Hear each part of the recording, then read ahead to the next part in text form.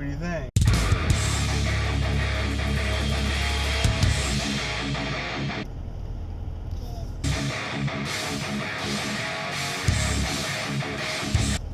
Good.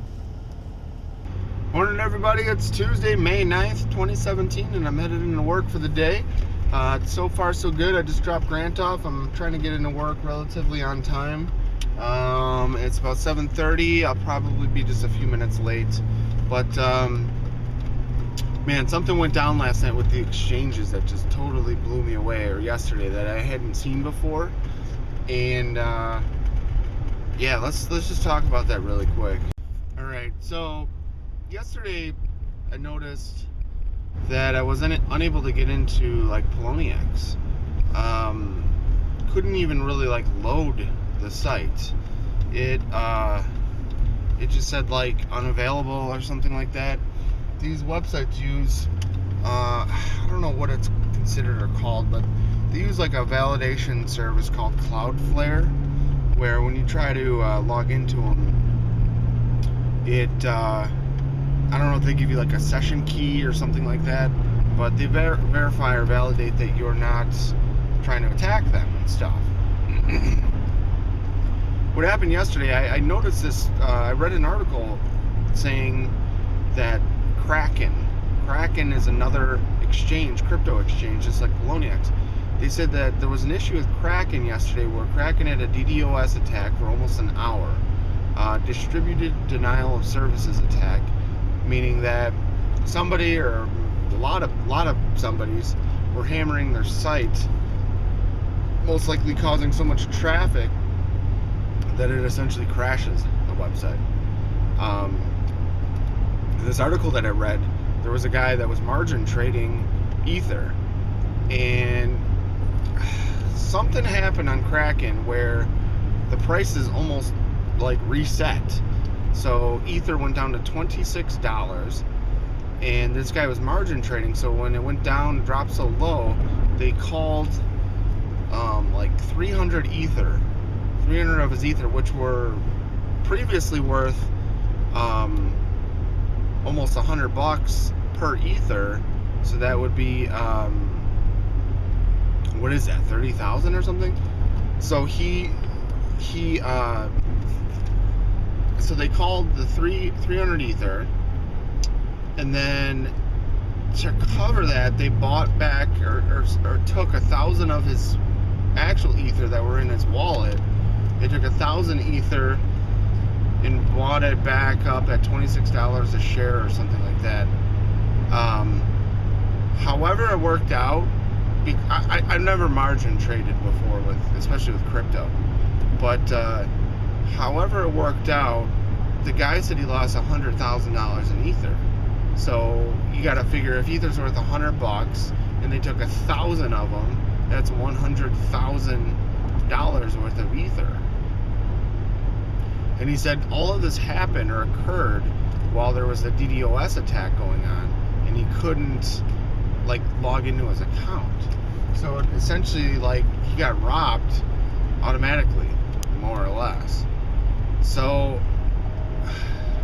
unreal, man. So then, I was like, wow, that must explain this DDoS attack on Kraken. That must explain what happened to Poloniex yesterday. Same thing. So you log into Poloniex now, and Ether's worth like $83. So it dropped a huge amount. All of the altcoins, literally every single altcoin, took a nosedive overnight, or yesterday I should say. And let me see here. Yeah, everything's in the red. So he has it under the Bitcoin pairing. Let me see here. So right now, Dash is only $88.50.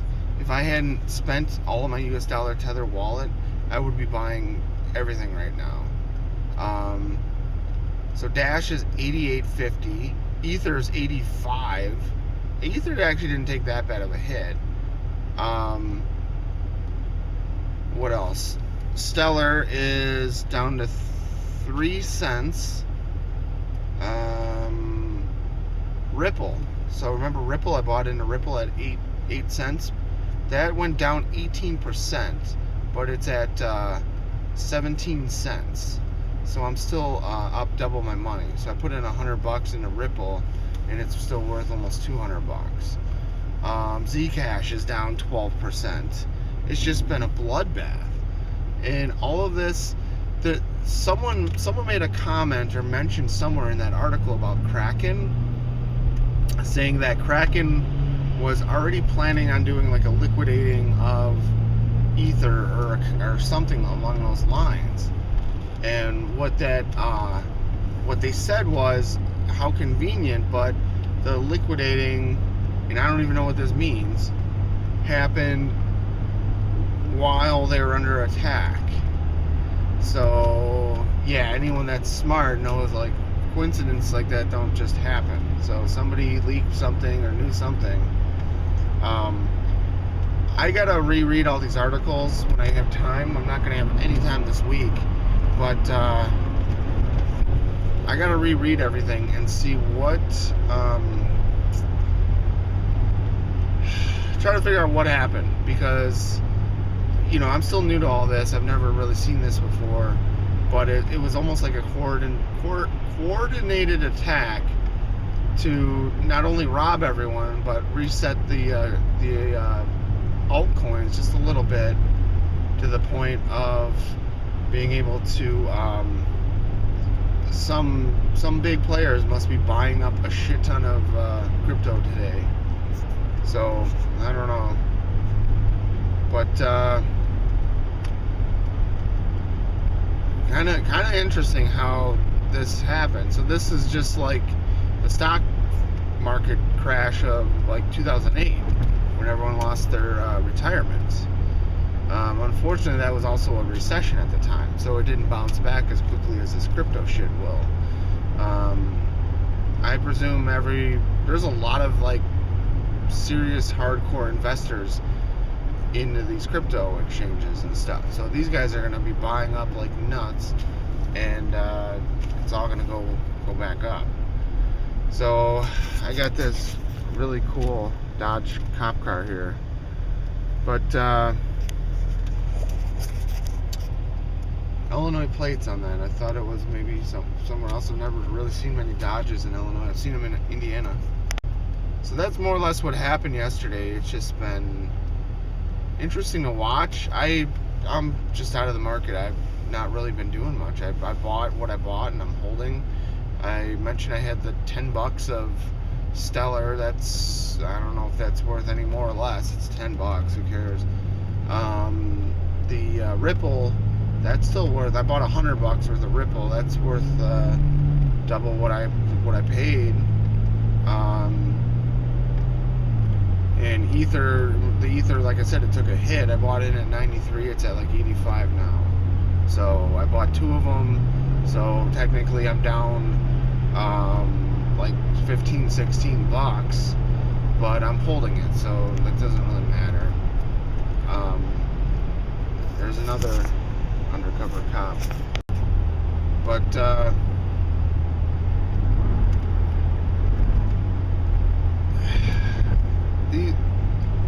I'm really amazed at how these people. There's another cop. Okay, they got something major going on here today, but I'm amazed at how people way smarter than me with way more money than me always find ways to essentially legally or legit rob people, and the people have no clue. You know, I kind of thought that crypto thing might have been a little bit different in terms of stuff like that and all that, but it's no different. It's the same shit. There's guys with really big purses that are pulling some strings here, man.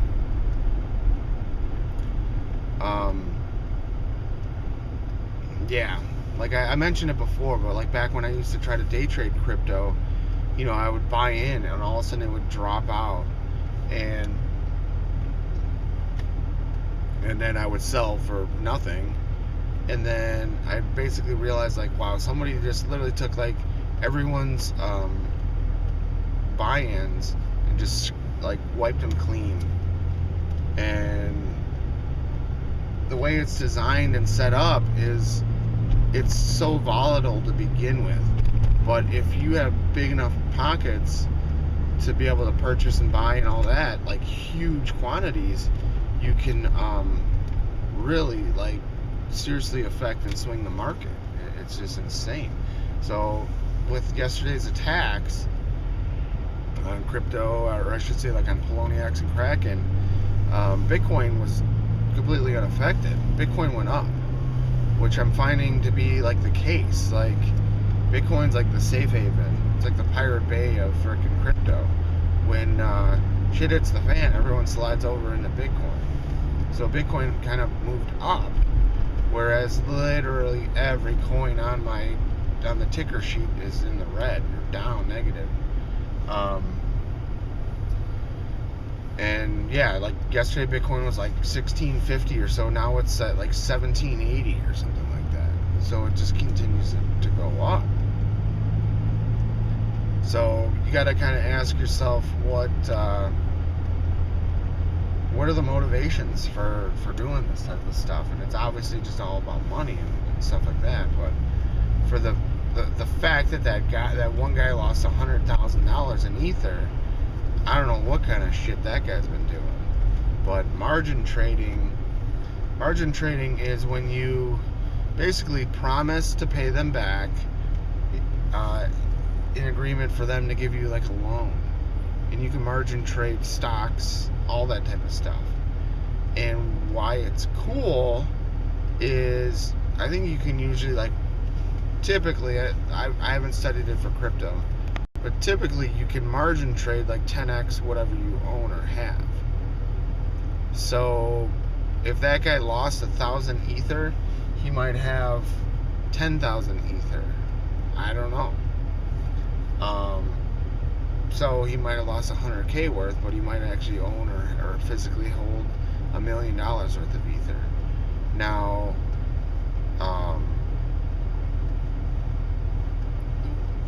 there's a lot of pitfalls to margin trading. It's very lucrative. It's very lucrative. You know, like I have $1,000. Well, all of a sudden like how many times did I mention I was trading with like $100 initially, and I made it, built it up to like being worth like $300. And I was like, well, it's like the power of 10. So if I'm able to make, what was I shooting for back then? Was it a 10% return? So let's say $100, I was trying to make $110 back every time. A lot of times it was more or less. Like I just doubled my money. So that was 100% return versus a 10%. Now,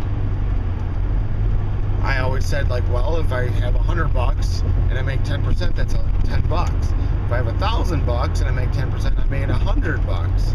And you know, if I had 10,000, 10% is $1,000. So you could see how it gets very like, there's definitely the incentives there to margin trade, but it's like borrowing from a loan shark. You don't physically hold those assets or that coin or whatever. You're being lent them, and easy come, easy go. So when you're margin trading, you know, somebody that's a small fish all of a sudden becomes a whale.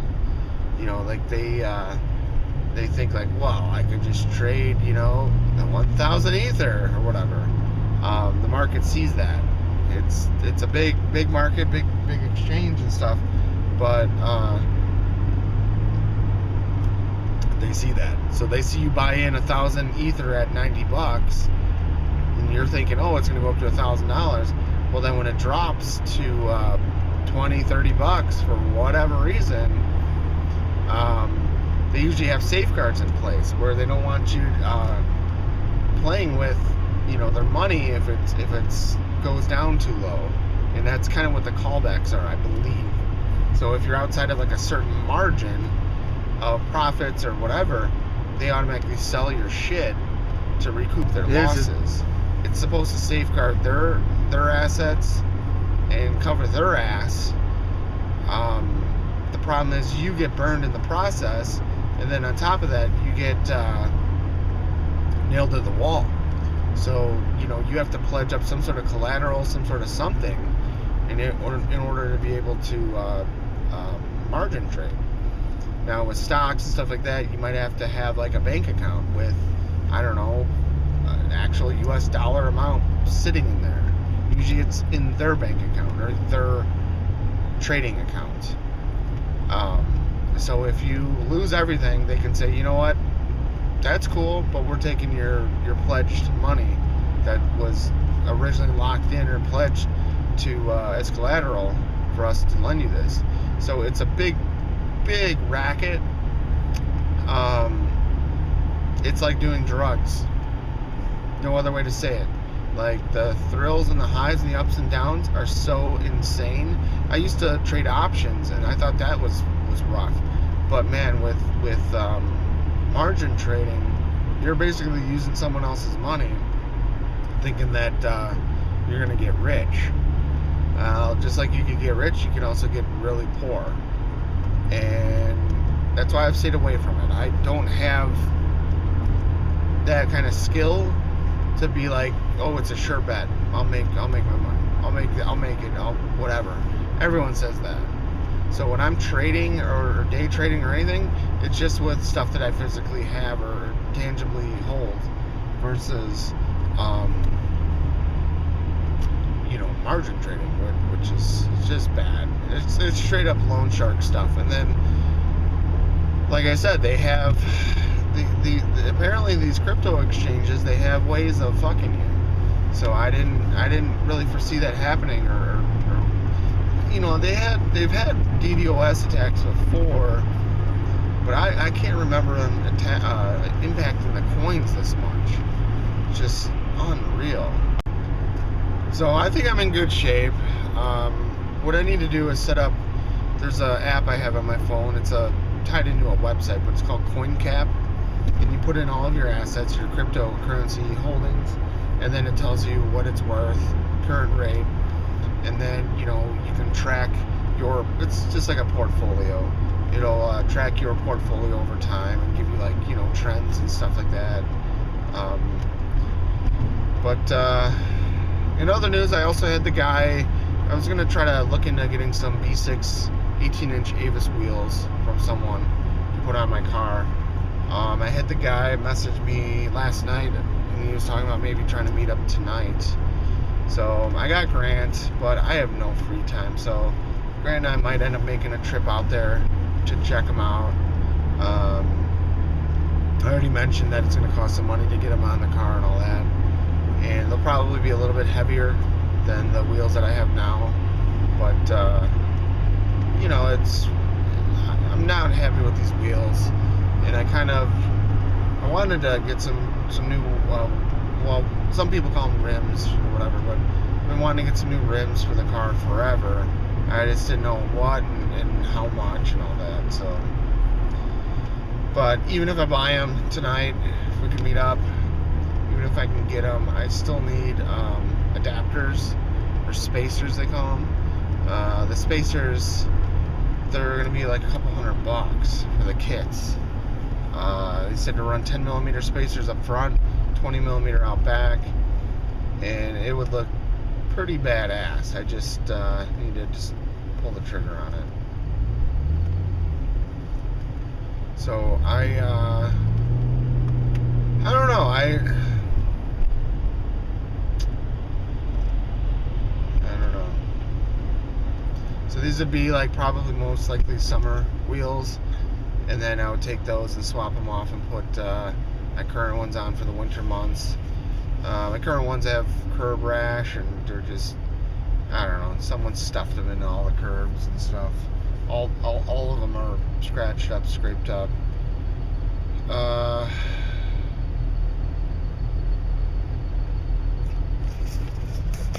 Looking at this guy's, he's got like a sprayer, liquid sprayer system, probably for doing massive fields or areas of weed killer, stuff like that. So we got True Green truck there. We got a True Green truck here. We got that dude. They're probably renting that tractor to go do some crazy stuff. But I didn't even eat breakfast.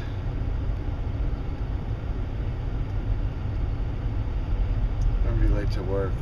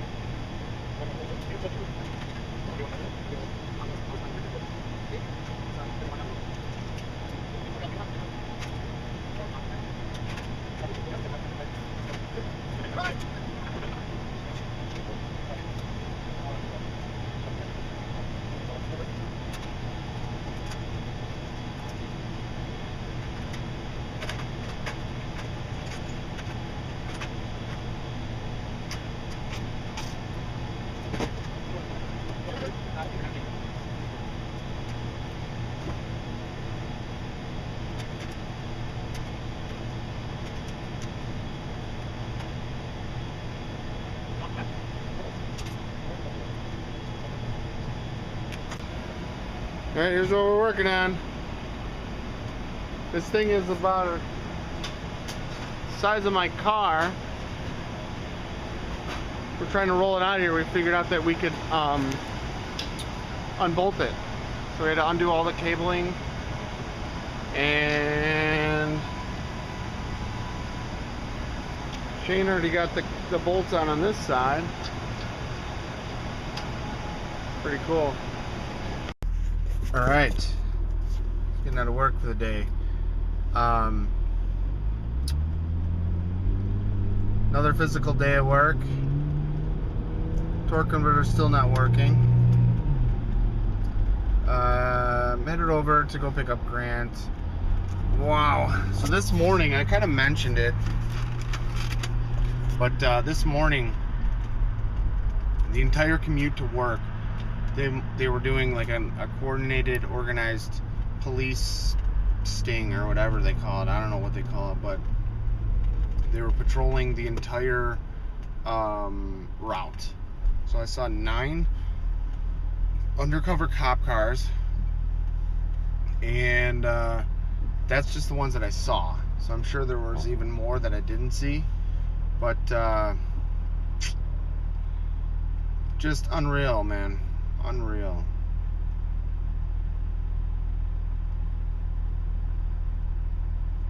Tired. That huge piece of equipment that we moved out of the data center today, that was an old DS 8700 or something like that. It was a IBM SAN system, essentially, so full of hard drives, which made it really heavy. It was almost like as heavy as pushing like a soda machine. And found out that there was a way to unbolt it. We were gonna try to move it just as is, but then we found a way to unbolt it so it kind of breaks into 2 pieces. And after we did that, then we were able to move it easier. Still pretty damn heavy, so we had to push that all the way down the hallway to the dock. Yeah, Yeah. Oh. So tomorrow we're gonna hit the decommed equipment even harder. Only maybe about halfway done with all of that, and that's going to be quite the project there. We got some cables to run, we got some power cables to install or plug in, so just all kinds of just, you know, odds and ends type stuff. Today was much of the same, so it was kind of funny. The guy that's helping me, his name is Shane, he was like, let me see if I can email or ping our boss and just ask her if we can skip this meeting we have so we can get some more work done. So he did, and she said, yeah, that's fine. But that's the same situation I run into. When I'm sitting in the meetings, I don't have time to sit in on the meetings. I need to be doing stuff out on the floor in the data center. So he said, well, maybe I'll have some more time next month or at the end of this month or something to come back out. He's like, I'll see if our boss approves it or allows it, but I don't think we're gonna really have much more to do. So we're basically clearing the deck. We're getting all the old crap out, all the decommed stuff that's been powered off, turned off, that's all out. And yeah, so but I'm gonna give Vicky a call. We had an issue yesterday, so she just got this new Jeep, and it's pretty loud when I call her on the phone. So she got a Bluetooth adapter so she can sync her phone audio through her car stereo, so she can like hear me better, listen to music and stuff from her car or from her phone through her car and all that. It's just that it's a soft top Jeep, and it's so much wind noise that I can't even really hear her. It's kind of annoying. But man, this car is just something else, man. It's turbo weather, so the car wants to go, but the transmission or the torque converter's like, nope, we're gonna slide away. So stay tuned for more. I'm not sure what's in store once I pick up Grant. We're gonna have to get some food, and then I wanted to go try to check out those wheels from that guy, but I don't know, it's gonna be a lot of driving and just not really feeling it. So stay tuned for more. Alright, Grant and I are doing it. We're going to check out those wheels that I was talking about. They're called B6 Avis wheels. There's 4 of them for sale by a guy that I've been Facebook friends with for a while. His name is Cameron, and we're headed there now. We just encountered, is that a big one? We just encountered like pretty much bumper to bumper traffic. There's some sort of accident or something up here. That truck? Oh, look in front of us, Grant. Someone broke their car.